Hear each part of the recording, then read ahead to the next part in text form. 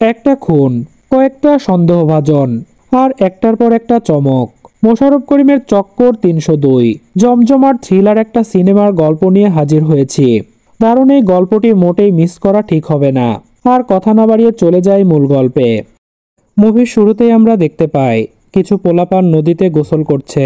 অনেক সবাইকে নিয়ে নদীর মাঝখানে যেতে চায়, কিন্তু সবাই কাজের কথা বলে চলে যায়। অনেক তখন মাচার উপর বসে থাকা একটা ছেলেকে বলে, তুই এইখানে বৈশা কি করিস, চল নদীর মাঝখানে যাই। ছেলেটা যেতে চায় না। অনেক একটা দুষ্টু গালি দিয়ে বলে, তোর কলিজাটা এইটুক, পিঁপড়ার সমান, মায়া মানুষের কলিজা। এটা বলে অনেক নদীতে ডুব দিচ্ছিল, আর ওই ছেলেটা চুপি চুপি নিচে নেমে আসে আর অনেককে পানিতে চাপ দিয়ে ধরে রাখে। অনেক বাঁচার জন্য ছটফট করলেও তাতে কোনো লাভ হয় না। স্ক্রিন শিফট হয় ডিবি অফিসার মইনুল। পায়ের সব শক্তি দিয়ে বাইক স্টার্ট করার চেষ্টা করছে, কিন্তু তাতে কোনো লাভ হচ্ছে না। মইনুলের অ্যাসিস্ট্যান্ট সজীব এসে বলে, স্যার কত করে বললাম বাইকটা চেঞ্জ করেন। মইনুল মুচকি হেসে বলে, জীবনে তো সমস্যার অন্ত নাই সজীব, কয়টা চেঞ্জ করবা? সমস্যা নিয়েই পাড়ি দিতে হবে পরপারে। সজীব বুঝতে পারে নিশ্চয়ই ভাবির সাথে কোনো ঝামেলা হয়েছে। ভাবির সাথে ঝামেলা হলেই আপনি দার্শনিক হয়ে যান। প্রফেশনাল লাইফে মইনুল সজীবের বস হলেও দুজনের সম্পর্কটা ভাইয়ের মতো। দুজন মিলে জটিল সব কেস সহজেই সলভ করে ফেলে। মইনুল আর সজীবের গন্তব্য রাজধানীর একটা ফ্ল্যাটে। ১৯ বছর বয়সী একটা ছেলের লাশ পাওয়া গেছে। পুলিশ সেখানে আগে থেকেই উপস্থিত ছিল। পুলিশ অফিসার শাহেদ মইনুলকে দেখে একদমই খুশি হয় না, কারণ যে কোনো ধরনের জটিল কেসই মইনুলের হাতে চলে যায়। মইনুল আলামত হিসেবে পাওয়া কিছু সিগারেট হাতে নিয়ে দেখছিল। সজীব এসে জানায় যে বাসায় ভিকটিমের কোনো মোবাইল পাওয়া যায়নি। বাড়িওয়ালার কাছ থেকে খবর নিয়ে জানা গেছে ভিকটিম আর একটা মেয়ে স্বামী স্ত্রীর পরিচয় দিয়ে এখানে থাকতো। ভুয়া এনআইডি কার্ড ব্যবহার করছে। বাসায় কোনো দারোয়ান না থাকায় কে কখন আসতো যেত কিছুই জানা যায়নি। মইনুল সজীবকে ছেলেটার ঠিকানা খুঁজে বের করতে বলে এবং ভিকটিমের পাশে একটা পায়ের ছাপ দেখে বলে, কেসটা সিম্পল না, জটিল। মনে হচ্ছে ভালো একটা চক্করের মধ্যে পড়ে গেলাম। পুলিশের একজন ঊর্ধ্বতন কর্মকর্তা এই ঘটনার বর্ণনা দিচ্ছিলেন। ভিকটিমের নাম সাদমান, বাবা বেঁচে নেই। ওর মা নীলা আহমেদ একটা এনজিওতে জব করে। সাদমান গত 4 দিন আগে বাসা থেকে বের হয়। ওর মা ফোন বন্ধ থাকায় 2 দিন আগে থানায় এসে একটা মিসিং ডায়েরি করে। আজ সকালে এসে ওর মা লাশ শনাক্ত করে গেছে।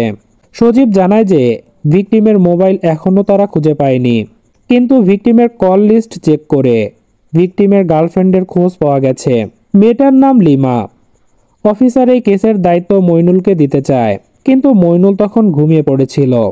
সে চমকে উঠে বলে, কেসটা সে খুব শীঘ্রই সলভ করে ফেলবে। মা, বউ আর এক মেয়ে নিয়ে মইনুলের সুখের সংসার। মইনুল বাসায় ফিরলে বউ আর মেয়ে মইনুলের সাথে খুনসুটিতে মেতে ওঠে। মইনুলের মা পাশের রুম থেকে ডেকে বলে, বাসায় ফিরে খালি বউরে দেখিস না, মাটারও একটু খবর নিস। রীতা বলে যে, আমি তো আপনার খবর নেই মা, যখন যা লাগে দেই। মইনুলের মা সাথে সাথে রীতার কাছে ক্ষমা চায়। মানে মইনুলের মা একটু ছেলের বউকে জ্বালানোর স্বভাব আছে আর কি। রীতা শাশুড়ির কথায় মন খারাপ করে কান্না করছিল। তখন তাদের মেয়ে বিরক্ত হয়ে দাদির কাছে শুতে যায়। মইনুল রীতাকে বোঝানোর চেষ্টা করে। রীতা মুচকি হেসে দরজা বন্ধ করতে বলে। সজীব আর তার টিম সাদমানের গার্লফ্রেন্ড লিমাকে ধরার চেষ্টা করছিল, কিন্তু লিমা বিপদ টের পেয়ে বোরখা পরে পালিয়ে যাচ্ছিল। সজীবের টিম লিমার মোবাইল ট্রেস করে তার পিছু নেয়। বেশ কিছুক্ষণ চোর পুলিশ খেলার পর পুলিশ লিমাকে ধরে ফেলে আর তাকে ডিবি অফিসে নিয়ে যাওয়া হয়। লিমা বাধ্য হয়ে সব বলা শুরু করে। সেদিন লিমা, সাদমান আর রায়ান পার্টি শেষ করে বাসায় ফিরছিল। মইনুল জানতে চায় এই রায়ানটাকে। লিমা জানায়, বিখ্যাত ফিল্ম স্টার হাসান চৌধুরীর ছেলে রায়ান চৌধুরী। সাদমান আর রায়ান স্কুল ফ্রেন্ড। সেদিন তারা 3 জন পার্টি শেষ করে বাসায় ফিরছিল আর বাইরে ঝুম বৃষ্টি হচ্ছিল। বাসার কাছাকাছি এসে 3 জন গাড়িতে বসেই চিল করছিল। লিমা বৃষ্টিতে ভেজার জন্য বাইরে যায়। রায়ান আর সাদমান গাড়িতে বসে নেশা করে। প্যাকেটে কোনো পাউডার নাই দেখে রায়ান সাদমানের উপর রাগ দেখায়। প্যাকেট ভর্তি পাউডার কই গেল? সাদমান বলে, বাসায় রাখা আছে। রায়ান গাড়ি নিয়ে বাসার দিকে যায়। এদিকে সাদমান আর লিমা ভিজতে থাকে। মইনুল জানতে চায় মাল কে সাপ্লাই দিত। লিমা জানায় টাকা দিত রায়ান, ম্যানেজ করতো সাদমান। একটু পর রায়ান ফিরে এসে বলে, কিরে বাসায় তো কোনো পাউডার নাই। সাদমান বলে যে নাই। তাইলে নাই, খায় ফেলছি। এবার রায়ান রেগে যায়। জিনিস কি সাদমানের বাপের টাকা দিয়ে কেনা নাকি? টাকা তো সব রায়ান দেয়। দুজনের মধ্যে এক প্রকার হাতাহাতি শুরু হয়ে যায়। লিমা কোনো মতে দুজনকে শান্ত করে। সাদমান বাসার দিকে চলে যায় আর লিমা রায়ানকে নিয়ে লেকের পাড়ে বসে। আর একটু পরেই রায়ান সাদমানকে মারার হুমকি দিয়ে চলে যায়। একটু পরে লিমা যখন সাদমানের বাসায় যায় তখন রায়ান গাড়ি নিয়ে বেরিয়ে যাচ্ছিল। আর লিমা উপরে গিয়ে দেখতে পায় যে সাদমানের নিথর দেহ পড়ে আছে। আর সে ভয় পেয়ে সেখান থেকে চলে যায়। মইনুল জানতে চায় সাদমানের ফোনটা কোথায়, কিন্তু লিমা জানায় যে সাদমানের পাশে সে কোনো ফোন দেখতে পায়নি। মইনুল আর সজীব টিম নিয়ে রওনা দেয় হাসান চৌধুরীর বাসার উদ্দেশ্যে। শুরুতে দারোয়ান তাদেরকে ভেতরে ঢুকতে দিতে চায় না, কারণ স্যার ম্যাডাম কেউই বাসায় নেই। মইনুল দারোয়ানকে একটু শিক্ষা দিয়ে ভেতরে ঢুকে পড়ে। চিৎকার শুনে রায়ান বাইরে আসে আর বাবার পাওয়ার দেখানোর চেষ্টা করে। সজীব রায়ানকে ধরে নিয়ে ভেতরে যায় আর রায়ানের রুম থেকে জুতা, পাউডারের ব্যাগ সহ বেশ কিছু আলামত খুঁজে পায়। এরপর তাকে নিয়ে বাইরে আসার পর গাড়িতে একটা ছুরি পাওয়া যায়, যেটা দিয়ে সাদমানকে মারা হয়েছিল। রায়ানের মা বাবা খবর পেয়ে থানায় ছুটে আসে। মইনুল তখন জানায় যে রায়ানকে ধারা 302-এ গ্রেফতার করা হয়েছে এবং সেটা সাদমানকে মারার অপরাধে। তখন দুজনই খুব চমকে যায়, কারণ একে তো মানুষ মারার অপরাধ, তারপর আবার সাদমানকে, যে কিনা রায়ানের ছোটবেলার বন্ধু। হাসান এবং জেবিন ছেলেকে সান্ত্বনা দেয় যে খুব শীঘ্রই তাকে ছাড়িয়ে নিবে, কিন্তু রায়ান বাবা মায়ের সাথে কোনো কথাই বলতে চায় না। বাসায় যেতে যেতে হাসান আর জেবিন একজন আরেকজনকে দোষারোপ করছিল। বোঝা যায় দুজনের সম্পর্কটা ভালো নেই, যে কারণে তাদের একমাত্র সন্তান বেপথে চলে গেছে। রায়ান আর লিমাকে আদালতে তোলা হয়। সাদমানের মাও আদালতে আসে। সাদমান হত্যায় রায়ান ও লিমার জড়িত থাকার সন্দেহে আদালত দুজনের জামিন নামঞ্জুর করে। রায়ানকে আবারও জিজ্ঞাসাবাদ করা হয়। রায়ান জানায় যে সে সাদমানকে মারে নাই, কিন্তু মইনুলের প্রশ্ন হলো সাদমানকে যে ছুরি দিয়ে মারা হয়েছে সেটা রায়ানের গাড়িতে পাওয়া গেছে। ছুরির তো আর হাত পা নাই, তাইলে সেটা রায়ানের গাড়িতে পাওয়া গেল কেন? রায়ানের মা সাদমানের মার নীলার সাথে দেখা করতে আসে। বাসায় তখন মিজানও ছিল। মিজান নীলার হাজবেন্ড না। নীলার হাজবেন্ড মারা যাওয়ার পর থেকে সুখে দুঃখে মিজান নীলার পাশে থাকে। বলা যায় নীলার বন্ধু বা প্রেমিক। যাই হোক, জেবিন নীলাকে বোঝানোর চেষ্টা করে তার ছেলে রায়ান নির্দোষ, সে সাদমানকে মারতে পারে না। নীলা বলে যে রায়ানই সাদমানকে মারছে, কারণ জেবিন আগে থেকেই তার ছেলের সাথে সাদমানের মেলামেশা দেখতে পারত না। জেবিন রেগে যায়। নীলা আর মিজানকে জড়িয়ে পচা কথা বলে বেরিয়ে যায়। মিজান নীলাকে সাথে নিয়ে সাদমান হত্যার বিচারের দাবিতে মানববন্ধন করে। মইনুল আর সজীব নীলার সাথে দেখা করে জানতে চায় সাদমান কতদিন যাবৎ ড্রাগ নিত।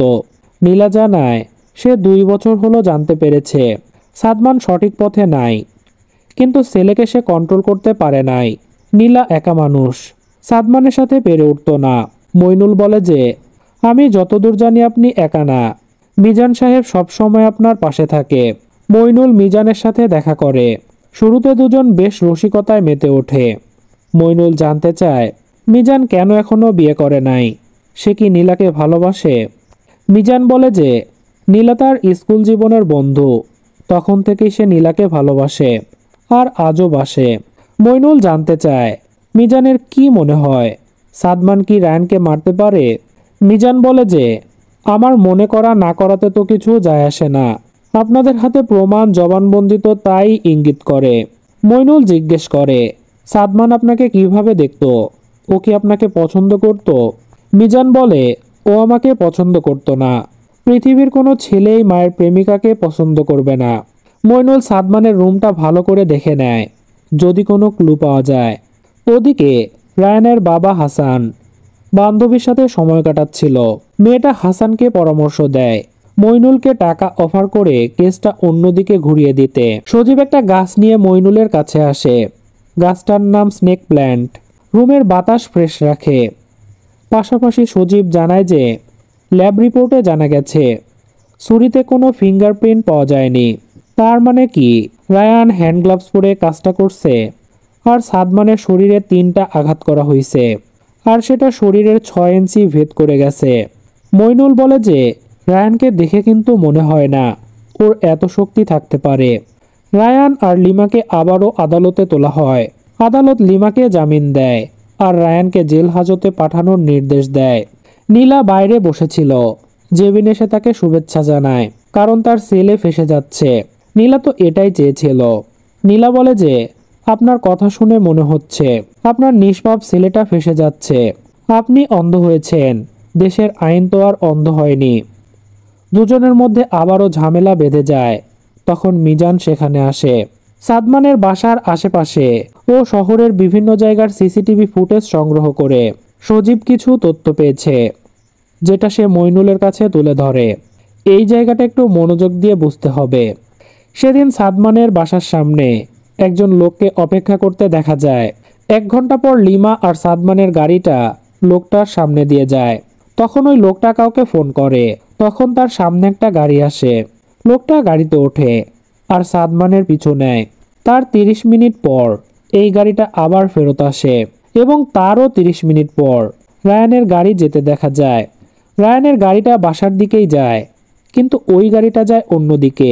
একটা পেট্রোল পাম্পে গিয়ে থামে তেল নেওয়ার জন্য। এদের মধ্যে একজনের পরিচয় পাওয়া গেছে, নাম পিচ্চি লিটন। তার নামে 4টা মামলা আছে।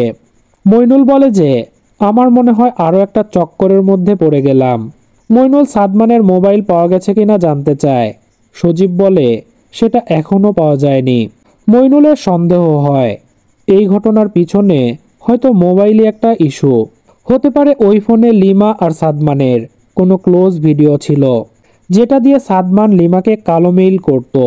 হাসান মইনুলকে ডেকে পাঠায় এবং তাকে পুরো পরিবারকে নিয়ে বিদেশে ভ্রমণ, ব্ল্যাঙ্ক চেক সহ বেশ কিছু লোভনীয় অফার দেয়। বিনিময়ে তার ছেলের কেসটা অন্যদিকে ঘুরিয়ে দিতে হবে। কিন্তু মইনুল হেসে বলে যে ছোটবেলা থেকেই সরকারি স্কুল, কলেজ, ভার্সিটিতে লেখাপড়া করছি। এখন চাকরিও করি সরকারি, সরকারি বাড়িতেই থাকি। তাই সরকারের প্রতি আলাদা একটা মায়া তৈরি হয়ে গেছে। চাইলেও সরকারের সাথে বেইমানি করতে পারি না। জেবিন নীলার সাথে দেখা করে এবং তার ব্যবহারের জন্য ক্ষমা চায়। নীলা আফসোস করে বলে সাদমান জন্মানোর আগে তার 2টো বাচ্চা মিসক্যারেজ হয়। সাদমানও জন্মের পর প্রায় 1 মাস আইসিইউতে ছিল।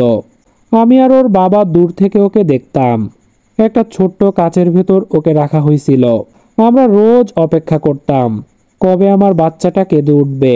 দীর্ঘ 1 মাস পর ও হঠাৎ একদিন কেঁদে উঠল। আমরা যে কি খুশি হয়েছিলাম। সেদিন যখন মর্গে ওর লাশটা দেখতে গেলাম, সেদিনও মনে হলো ও সেই ছোট্টবেলার মতো ঘুমিয়ে আছে। এখনই হয়তো কেঁদে উঠবে। জেবিন কাঁদতে কাঁদতে বলে আমার ছেলে যদি সত্যি অন্যায় করে থাকে, আমি নিজে চাইব ওর ফাঁসি হোক। মইনুল টিম নিয়ে পিচ্চি লিটনের বাসায় যায়, যাকে সেদিন সিসিটিভি ফুটেজে দেখা গেছিল। বেশ কিছুক্ষণ পিচ্চি লিটনকে ধাওয়া করার পর মইনুল তাকে ধরে ফেলে, কিন্তু লিটন কিছু বলার আগেই অদৃশ্য এক গুলি এসে লিটনের বুকে লাগে আর সাথে সাথেই লিটন ওপারে চলে যায়। এবার সজীব লিটনের ফোন থেকে কিছু তথ্য পায়। লিমা মাঝে মাঝেই পিচ্চি লিটনের সাথে কথা বলতো। মইনুল লিটনের ফোন থেকে ছবিগুলো দেখতে চায় এবং একটা ছবি দেখে থমকে যায়, কারণ রায়ানের বাবা হাসান পিচ্চি লিটনের সাথে দাঁড়িয়ে আছে, সাথে আরও একটা লোক। সেদিনের সিসিটিভি ফুটেজ চেক করে দেখা যায় সেদিন পিচ্চি লিটনের সাথে এই লোকটাও ছিল, যার নাম হলো গন্ডারবাবু। হাসানকে ডিবি কার্যালয়ে তলব করা হয় এবং গন্ডারবাবুর সাথে ছবির ব্যাপারে জানতে চাওয়া হয়।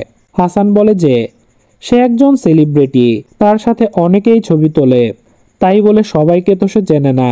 মইনুল হেসে বলে আপনার কথা ঠিক আছে, সাধারণ মানুষ আপনার সাথে ছবি তোলে, কিন্তু হাসান সাহেব এই গন্ডারবাবু তো কোনো সাধারণ লোক না।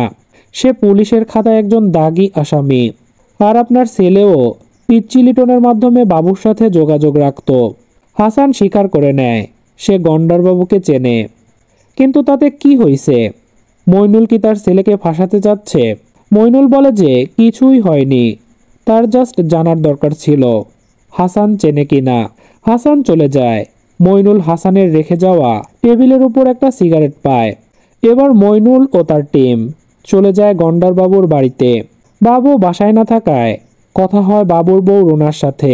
রুনা প্রতিটা প্রশ্নের উত্তর বেশ চালাকির সাথে দিচ্ছিল। সজীব বাড়ির উঠানে একটা সিগারেট পায়। রুনা সাথে সাথে বলে ওঠে ওটা সে খেয়ে ওখানে ফেলছে। ভেতর থেকে বাবুর বাবা জানতে চায় কে এসেছে। বাবুর বাবা চোখে দেখতে পায় না।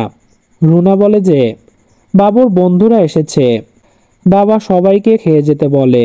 মইনুল খুশি হয়ে বাবার সাথে খেতে বসে, আর সজীব ঘুরে ঘুরে পুরো বাসাটা দেখে নেয়। ওদিকে দেখা যায় গন্ডারবাবু এক বিশ্বাসঘাতককে শাস্তি দিচ্ছে। তখন কেউ একজন বাবুকে ফোন দেয়। বাবু তাকে বস বলে ডাকে। বস বলে যে সাদমানের ফোনটা তো এখনো পাওয়া গেল না, যে করেই হোক ফোনটা তার লাগবেই। সজীব একটা হাসপাতালে যায় এবং লিমার নামে গত 6 মাসে কি কি টেস্ট করা হয়েছে সেই রিপোর্টগুলো চায়। এবার লিমাকে ডেকে আনা হয়। তখন লিমা স্বীকার করতে বাধ্য হয় যে লিমার পেটে সাদমানের বেবি আসছিল, যেটা পরবর্তীতে নষ্ট করা হয়েছে। মইনুল রেগে যায় কারণ রিপোর্টে রায়ানের নাম লেখা ছিল। লিমা বলে বেবির কথা শুনে সাদমান তার সাথে খুব খারাপ ব্যবহার করত। তখন রায়ান তাকে হাসপাতালে নিয়ে গেছিল, তাই রিপোর্টে রায়ানের নাম লেখা আছে। মইনুল বুঝতে পারে না এই আধুনিক জেনারেশনটা এত এমন কেন, এত চাপ মাথায় নিয়ে এতটা স্বাভাবিকভাবে কিভাবে থাকতে পারে। মইনুল জানতে চায় সাদমানের ফোনটা কই। ওই ফোনেই লিমার আর সাদমানের দুষ্টু ভিডিও আছে, যেটা দিয়ে সাদমান লিমাকে ভয় দেখাতো। তাই রায়ান, পিচ্চিলিটন আর লিমা মিলে সাদমানকে ওপারে পাঠিয়ে দিয়েছে। গল্পটা তো সহজ, লিমা জোর গলায় না করে এমন কিছুই না। ছোট্ট একটা দৃশ্যে দেখা যায় লেকের পাড়ে কিছু পোলাপান ক্রিকেট খেলছিল। তখন বল কুড়াতে গিয়ে একটা ছেলে একটা মোবাইল ফোন কুড়িয়ে পায়। মইনুল সজীবকে বলে লিমার দিকে নজর রাখতে, আর আজ সে তাড়াতাড়ি বাসায় ফিরতে চায় কারণ আজ তার বিবাহ বার্ষিকী। মইনুল জানতে চায় তোমার ভাবিকে কি দেয়া যায় বলো তো। সজীব বলে একটা শাড়ি গিফট করেন স্যার, মেয়েরা শাড়িতে দুর্বল। মইনুল হেসে বলে আরে ধুর, তোমার ভাবি রান্না বান্নায় খুব দুর্বল। তার চেয়ে আমি যদি 5 কেজি গরুর ভুঁড়ি নিয়ে বাসায় যাই, সে মন দিয়ে রান্না করে আমাকে খাওয়াবে, আর আমি সেটা তৃপ্তি করে খেলেই সে খুশি হবে। আর রান্না তো সব সময় ভালো হয় না, মাঝে মাঝে খারাপও হয়। আমি সেটা তারে বুঝতে দেই না, অভিনয় করি, বুঝাই যে রান্না চমৎকার হইছে। সজীব বুঝতে পারে মইনুল বউকে খুব ভালোবাসে। মইনুল বলে শোনো, জীবনটাকে নির্ভেজাল করতে চাইলে প্রথমেই বউয়ের প্রেমে পড়ে যাইতে হবে, তাইলে দেখবা জীবন সহজ। মইনুল বেরিয়ে পড়ে এবং একটা ফুলের দোকানে যায়। মইনুলের বউ তখন যত্ন করে রান্না বান্নায় ব্যস্ত। রান্না শেষ করে সেজে গুজে নেয়। এদিকে মইনুলের কাছে সজীব ফোন করে জানায় যে গন্ডারবাবুর খোঁজ পাওয়া গেছে, সদরঘাটের লঞ্চে চিল করছে। মইনুল সেখান থেকেই রওনা দেয়, আর সজীবও টিম নিয়ে রওনা দেয়। কিন্তু রাস্তায় জ্যাম থাকায় সজীবের পৌঁছাতে দেরি হয়। তখন মইনুল একাই লঞ্চে উঠে পড়ে। গন্ডারবাবু যেন মইনুলের জন্যই অপেক্ষা করছিল। বাবুর লোকজন এসে মইনুলকে ঘিরে ধরে। মইনুল তার গানটা রেখে দেয় আর বলে যে সে এখানে বাবুর সাথে কথা বলতে আসছে, কিন্তু বাবু কোনো কথা বলতে চায় না। তখন মইনুল বাবুকে ধরার চেষ্টা করে। বাবুর লোকেরা তাকে সারিয়ে নেয়। বাবু চলে যায়, আর তার লোকেরা মইনুলকে উত্তম মধ্যম দিতে থাকে। সজীব এসে মইনুলকে উদ্ধার করে। মইনুল বাড়ি যেতে চায়। আহত মইনুলকে দেখে তার বউ সব অভিমান ভুলে যায়। এবার একটা মজার দৃশ্যপট দেখা যায়। সজীব মইনুলের সাথে খাবার খাচ্ছিল। রিতার রান্না করা বেগুনের মালাইকারি, দুধ দিয়ে বেগুন রান্না। সজীব বাধ্য হয়ে মিছিমিছি রান্নার তারিফ করছিল। রিতা বলে যে মাঝে মাঝে উইয়ার্ড কিছুর কম্বিনেশনও কিন্তু খারাপ না। এই যেমন তোমার মতো একজন কালো মানুষের সাথে আমার মতো ফর্সা বউ, আমরা কিন্তু সুখেই আছি। এটা শুনে মইনুলের মা তো ভীষণ ক্ষেপে যায়। আমার ছেলে তো কালা, আর নিজে তো বিশ্ব সুন্দরী। মইনুলের মা বলতেই থাকে। রিতা মন খারাপ করে রুমে চলে যায়। সজীবের কাছে একটা ফোন কল আসে, আর তখনই সে বেরিয়ে যায়। রিতা রেগে মেগে আগুন হয়ে আছে। মইনুল রিতাকে শান্ত করার চেষ্টা করছিল। ওদিকে সজীব একটা গাড়ির পিছু নেয় এবং একটা কারখানার কাছে গিয়ে থামে। তারপর সে জানালা দিয়ে কিছু একটা দেখতে পায় আর সাথে সাথে মইনুলকে ফোন দেয় আর বলে যে, স্যার, আমি একটা জায়গা আসছি, মনে হচ্ছে বিশাল একটা চক্কর আছে। সজীব আর কোনো কথা বলতে পারে না, কারণ পেছন থেকে কেউ নিশানা করে দাঁড়িয়ে আছে। মইনুল বারবার জানতে চায়, একবার শুধু বলো জায়গাটা কোথায়। সজীব কিছু বলার আগেই শুট করে দেয়া হয়। মইনুল বুঝতে পারে সজীব আর নেই। তার চোখ দুটো জলে ভিজে যায়। সজীব আর বেঁচে নেই। মইনুলের বস তাকে জানায় সজীব যেখানে মারা গেছে আসলামের লোকেরা ওইখানে ড্রাগ তৈরি করত আর জামিল কুরিয়ার সার্ভিসের মাধ্যমে সাপ্লাই দিত। কিন্তু সজীব মারা যাওয়ার পর মুহূর্তের মধ্যেই ওরা ওখান থেকে সবকিছু নিয়ে পালিয়ে গেছে। মইনুল বাড়িতেই ছিল। শাহেদ ফোন দিয়ে জানায় যে সাদমানের ফোনটা পাওয়া গেছে।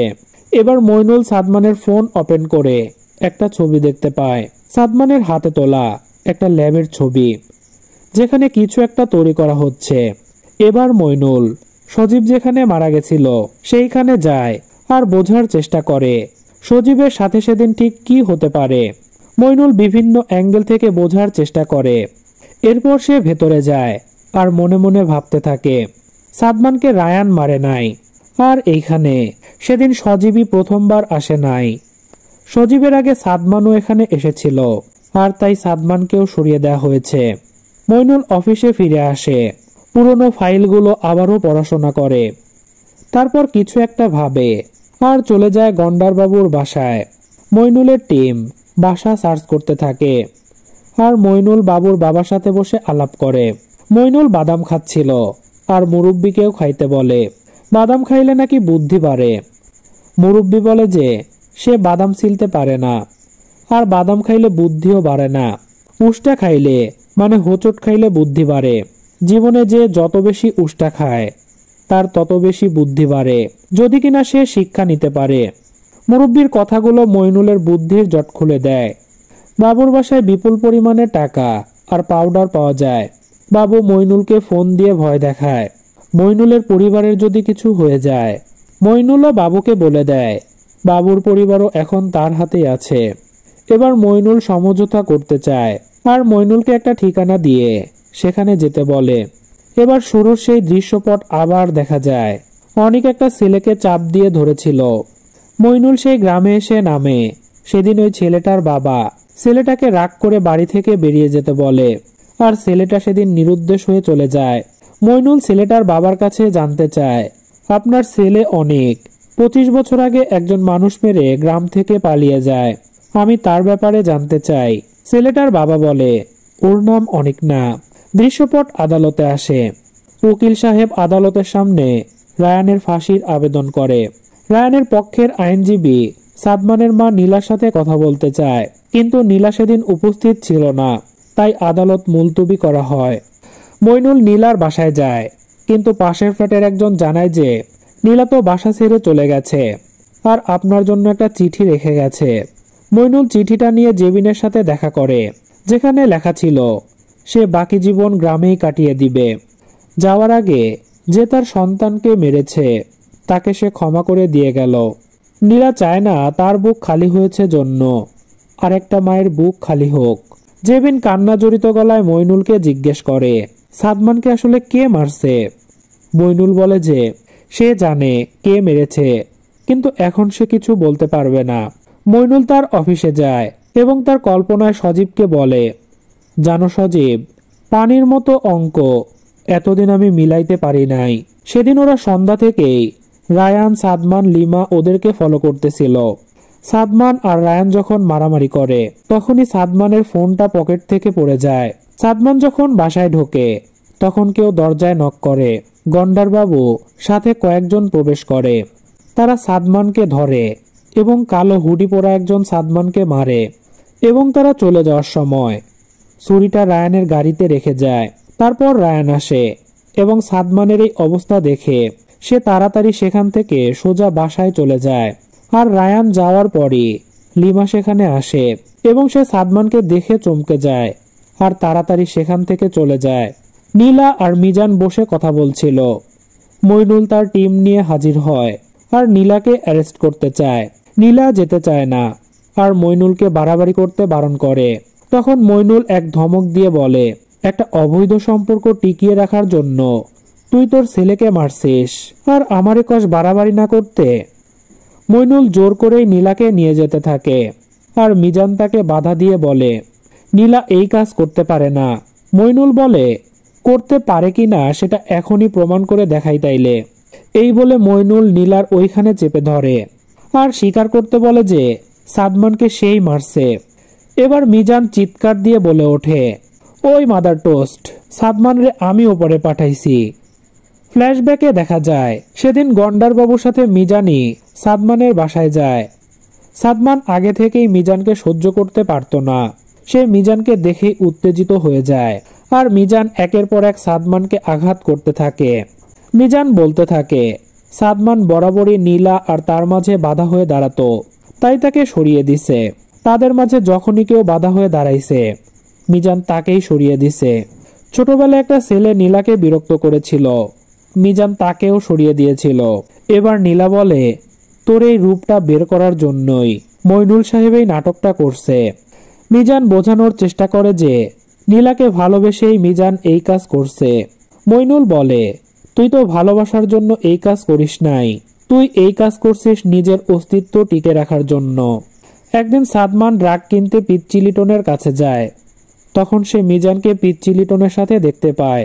মিজানের মতো একজন ভদ্র মানুষকে লিটনের সাথে দেখে সাদমানের সন্দেহ হয়, তাই সে দেয়াল টপকে ভেতরে যায় আর জানালা দিয়ে ভেতরে দেখতে পায় সাদমান ছবি তুলে রাখে। মিজান বুঝে গিয়েছিল সাদমান বেঁচে থাকলে সে সব হারাবে। মিজানের প্ল্যান ছিল সাদমানের মোবাইল নিয়ে সাদমানকে সরিয়ে দেয়া, কিন্তু রুমে আসার আগেই সাদমানের মোবাইলটা বাইরে পড়ে যায়, তাই তারা মোবাইল খুঁজে পায় না। মইনুল এবার গন্ডারবাবুকে সেখানে হাজির করে। মিজান বুঝতে পারে বাবুই মইনুলকে সব বলে দিছে। মইনুল এবার মিজানকে গ্রেফতার করতে চায় আর বলে যে তার নাম যে মিজান ওরফে ডেইরি আসলাম সেটাও সে বুঝতে পারছে। মিজান বলছিল তোর কি মনে হয় ডেইরি আসলামের মতো? এতটুকু বলার পরই বাবু মিজানকে শুট করে দেয় আর মারা যায় মিজান। মইনুলের বিশ্বাসই হচ্ছিল না বাবু ডেইরি আসলামকে মারতে পারে, কারণ বাবুই আসলামের সবচেয়ে বিশ্বস্ত লোক। বাবু বলে যে আপনিই তো বললেন ওর দুইটা নাম মিজান আর ডেইরি আসলাম, আমি মিজান রে মারছি। মইনুল অফিসে এসে বসে, সজীবের টেবিলটা ফাঁকা, টেবিলের এক কোণে তার প্রিয় সেই গাছটা। সেদিন মিজানই সজীবকে মেরেছিল। বেশ কিছুদিন কেটে যায়। একদিন মইনুলের কাছে একটা ফোন কল আসে। মইনুল পরিচয় জানতে চাইলে ওপাশ থেকে বলা হয় আমি কে। সেটা গুরুত্বপূর্ণ নয় মইনুল সাহেব। দার্শনিক কালপোসিয়াসের একটা কথা আছে, সবচেয়ে কঠিন কাজ হলো একটা অন্ধকার ঘরে একটা কালো বিড়াল খুঁজে পাওয়া, বিশেষ করে ঘরে যদি কোনো বিড়ালই না থাকে। বলেই লোকটা অট্টহাসিতে মেতে ওঠে। মইনুল বুঝতে পারে লোকটা আসলে ডেইরি আসলাম। বাবু সেদিন মিজানকে মেরেছে, আসলামকে না। আর এই চক্করের মধ্যেই শেষ হয় চক্কর 302 এর গল্প। গল্পটা কেমন ছিল কমেন্ট করে জানাতে ভুলবেন না। আজ বিদায় নিচ্ছি, আল্লাহ হাফেজ।